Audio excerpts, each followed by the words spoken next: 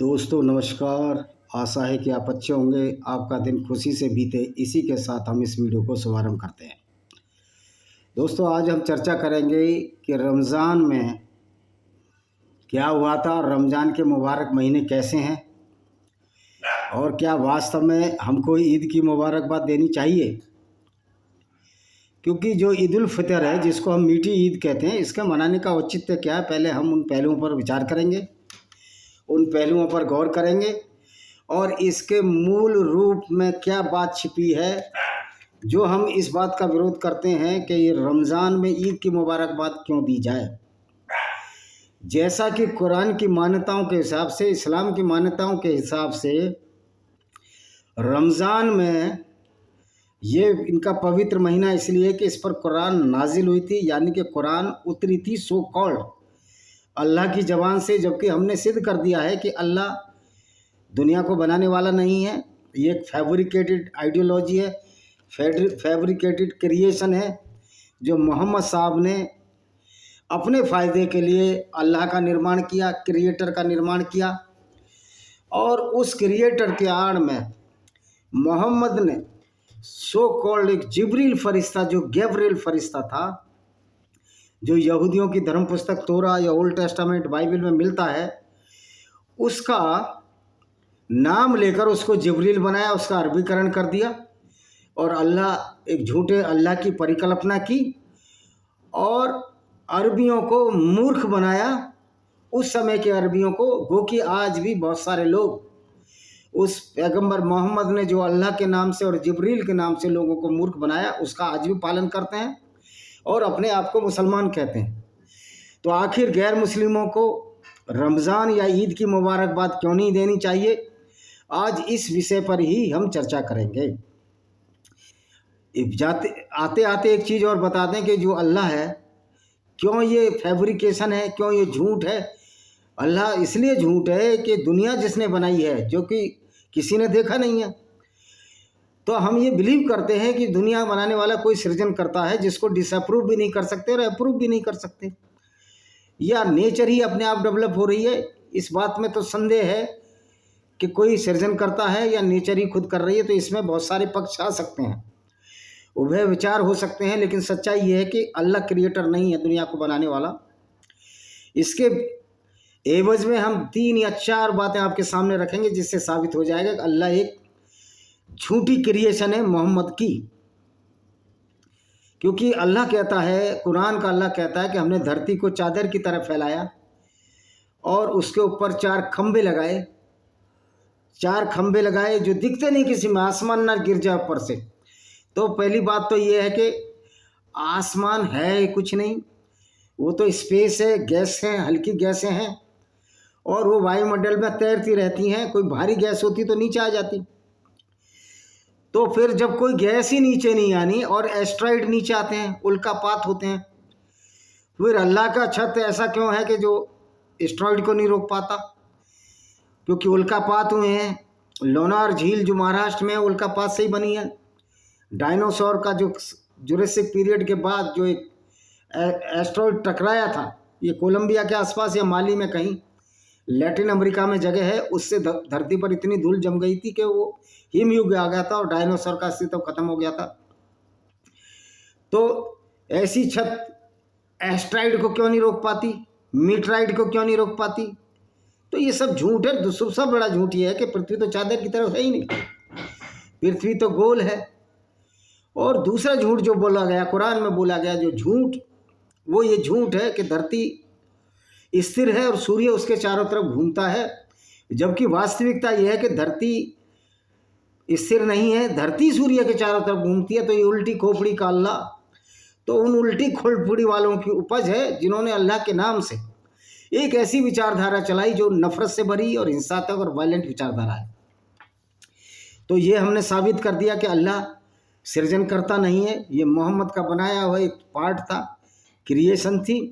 अब हम कहते हैं कि ईद पर हमको मुबारकबाद क्यों नहीं देनी चाहिए, शुभकामनाएं क्यों नहीं देनी चाहिए।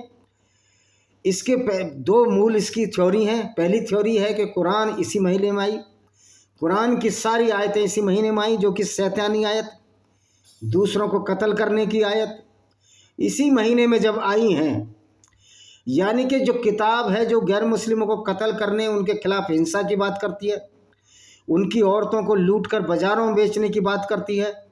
ये मोहम्मद का हदीसों में विवरण है कि मोहम्मद ने किस तरह गैर मुस्लिम औरतों को लूट कर उनको किडनैप किया और दासी बनाया और उनको बनु कुरैज़ा की यहूदी औरतों को नजद के बाज़ारों में बेच दिया, क्योंकि कुरान इसको अलाउ करता है कि गैर मुस्लिम औरतों को आप किडनैप अपहरण कर सकते हो, ये मानकर के वो युद्ध में लड़ने आई थी। जबकि बनु कुरैज़ा की बात ये नहीं थी। बनु कुरैज़ा पर तो मोहम्मद ने अटैक किया था, मोहम्मद ने सारे ऑफेंसिव अटैक किए।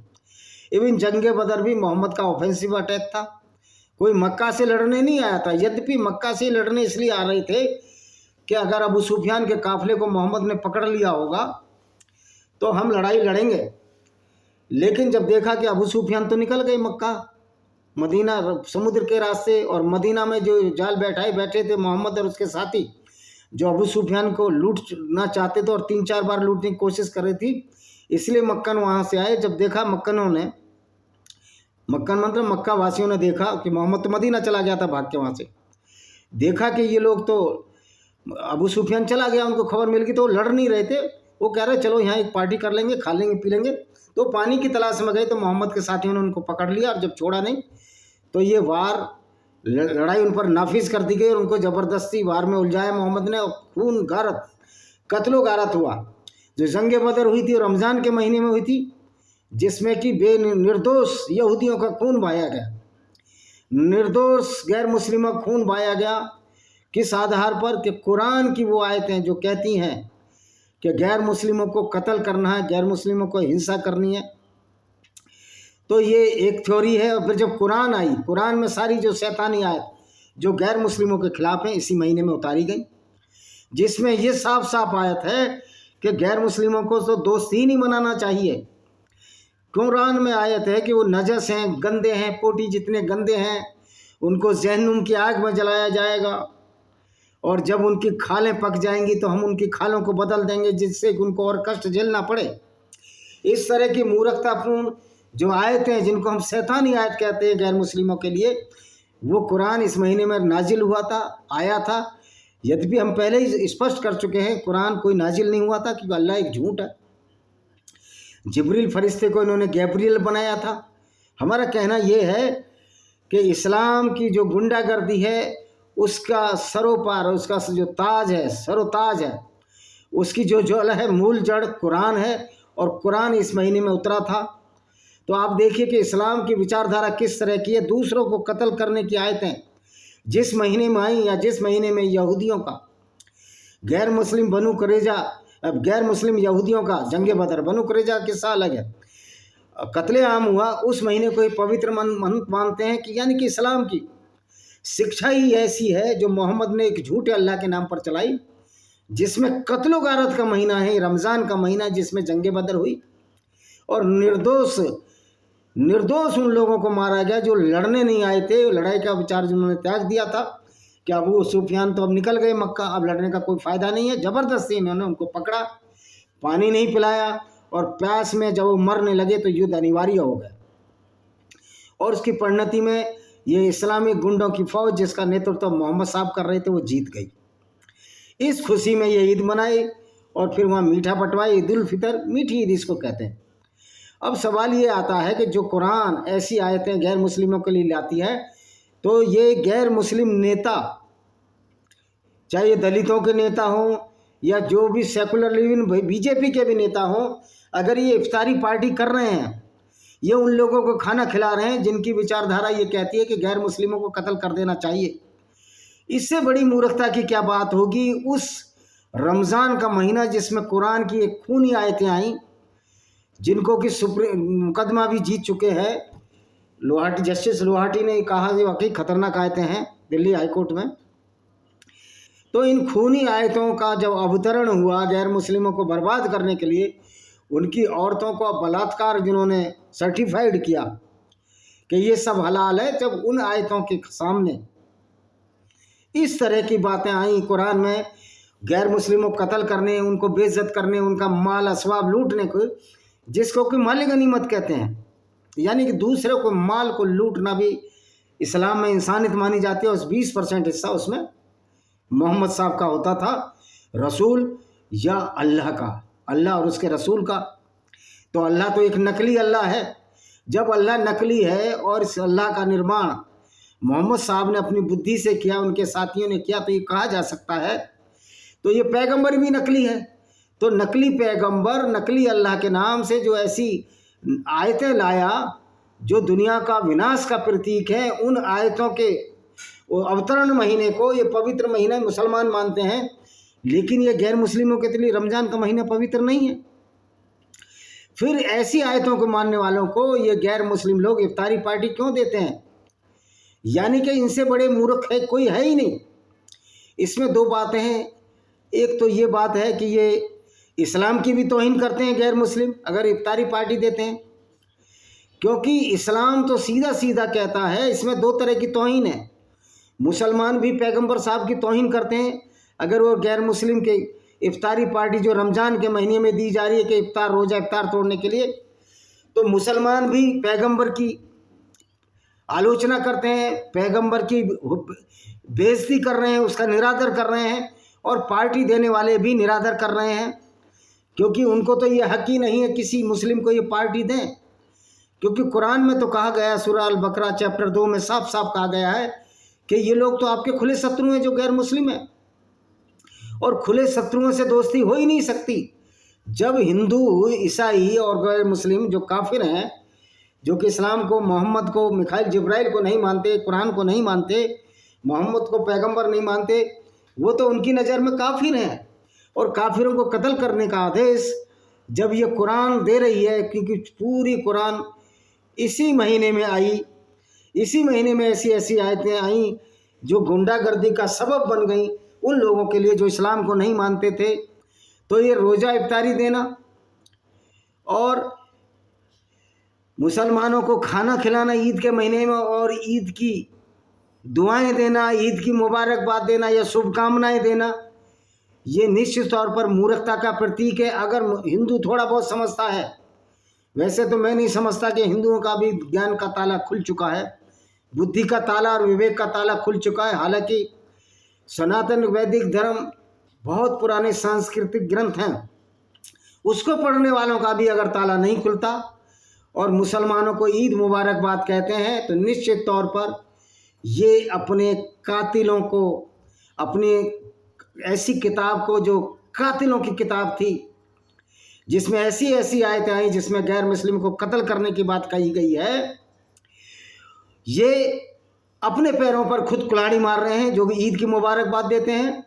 और जो रमज़ान के पवित्र महीना, जो इनका मुसलमानों के हिसाब से पवित्र महीना है, हमारे हिसाब से तो यह पवित्र महीना है, क्योंकि इसी महीने के पश्चात क्या करना है। एक आयत चैप्टर 9 की आयत नंबर 5 कि इन्होंने किसी से यहूदियों संधि की थी, हुदैबिया की संधि, तो मोहम्मद का साथ नहीं दिया था कि मोहम्मद लूट मार इनका पेशा था, धंधा लूट मार था, औरतों को लूटते थे, बाजारों बेचते थे, तो कबीलों ने साथ नहीं दिया।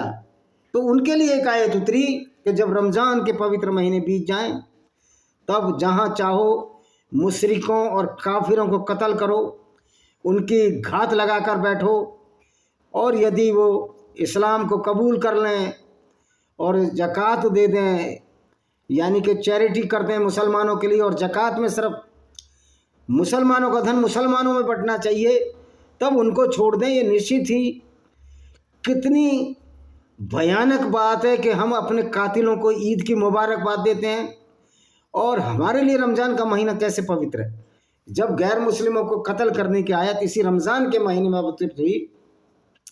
इसी रमज़ान के महीने में गैर मुस्लिम यहूदियों का खून बहा जंगे बदर में, तो फिर इन लोगों को कैसे हम ये मान लें कि ये इस लायक हैं कि इनको ईद की शुभकामनाएं दी जाएं, इनको रमज़ान की शुभकामनाएं दी जाएं, और कैसे ये मुसलमान लोग गैर मुस्लिमों के यहाँ इफ्तारी खा रहे हैं, पार्टियां खा रहे हैं, जबकि इस्लाम इसके लिए बिल्कुल अलाउ नहीं करता कि आप गैर मुस्लिमों के साथ घुलो मिलो या उनके साथ इफ्तारी करो, पार्टी करो।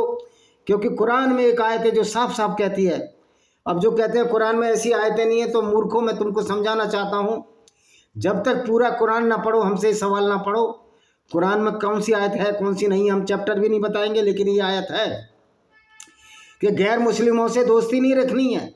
और यहूदी नसाराओं का तो सिंपल सा नाम है कि दोस्ती नहीं रखनी है, बल्कि उनको कत्ल करना है।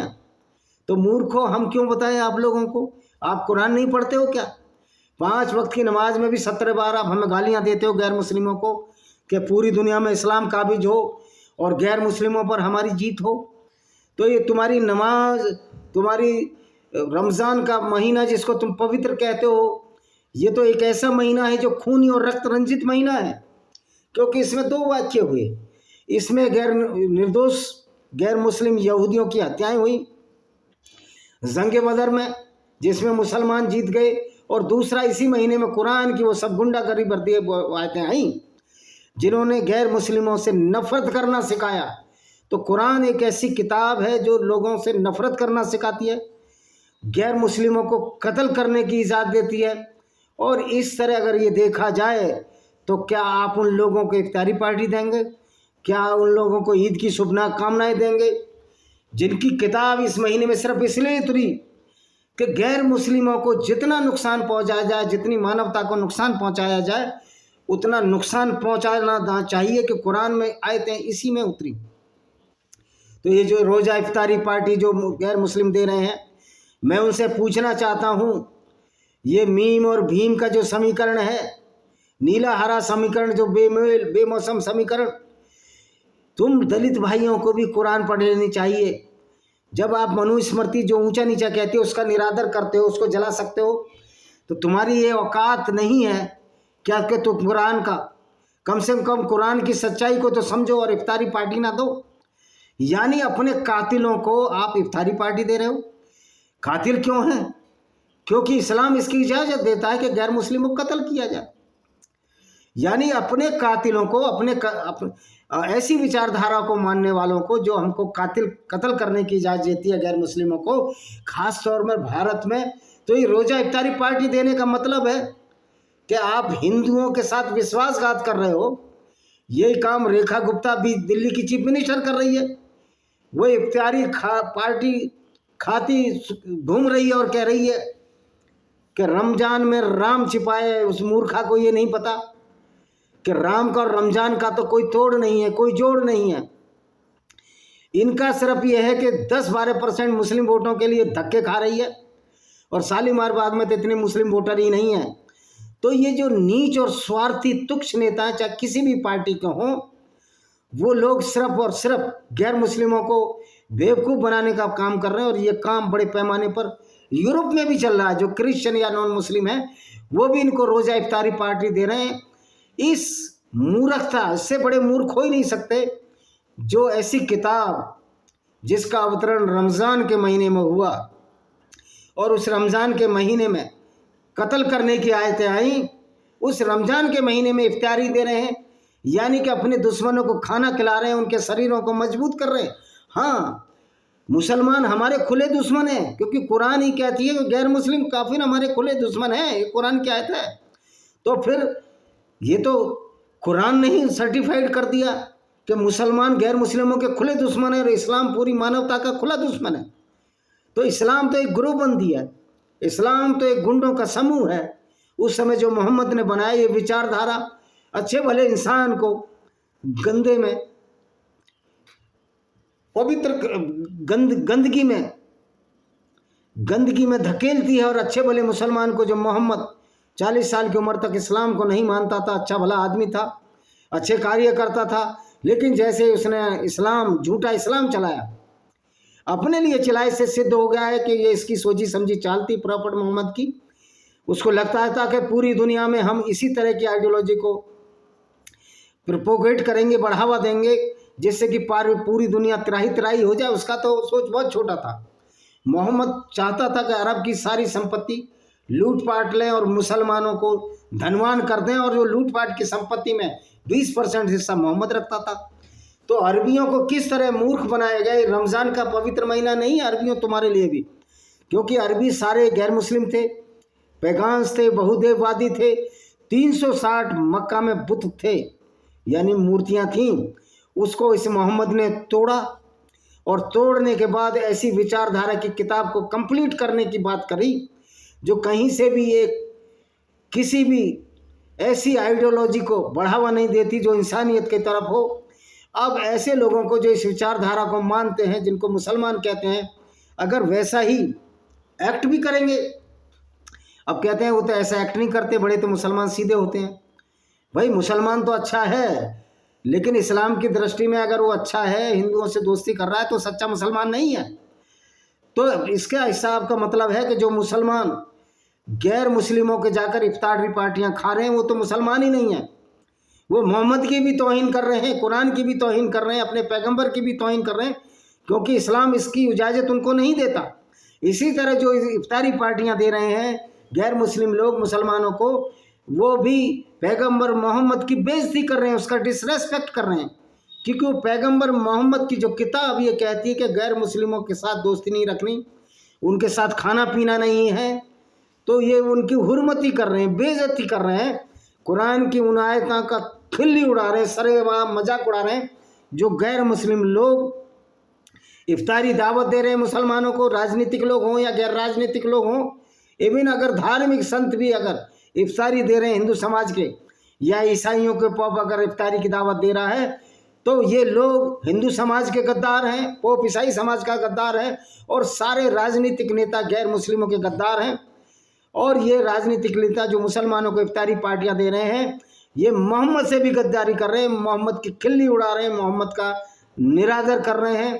तो आशा है आपको समझ में आ गया होना चाहिए कि हमको ईद की शुभकामनाएं क्यों नहीं देनी चाहिए, और ये हमारे लिए पवित्र महीना नहीं है। इसी के साथ मेरी एक किताब है ब्लैक डॉट्स ऑफ टेररिज्म, उसमें कुरान की सारी आयतें हैं, उनको पढ़ लो, भाई विजय कुमार पाल। और भी 9 किताबें हैं, जैसे लेमेंट ऑफ सिंजार है, ब्लेंडर ऑफ ब्लास्फेमी है। तो आपको पता लग जाएगा कुरान में जो इफ्तारी पार्टी दे रहे हैं और ईद की जो मुबारकबाद दे रहे हैं, वो अपने पैरों में कुल्हाड़ी मार रहे हैं। उनको ना इस्लाम की समझ है ना कुरान की समझ है, इसलिए ईद की शुभकामनाएं। और इफ्तारी दावत देने वाले लोग गैर मुस्लिमों की भी बेइज्जती कर रहे हैं, और पैगंबर की भी बेइज्जती कर रहे हैं, और कुरान की बेइज्जती करते हैं। इसी के साथ मैं इस वीडियो को विराम देता हूँ। वंदे मातरम, जय हिंद, आपका दिन शुभ हो।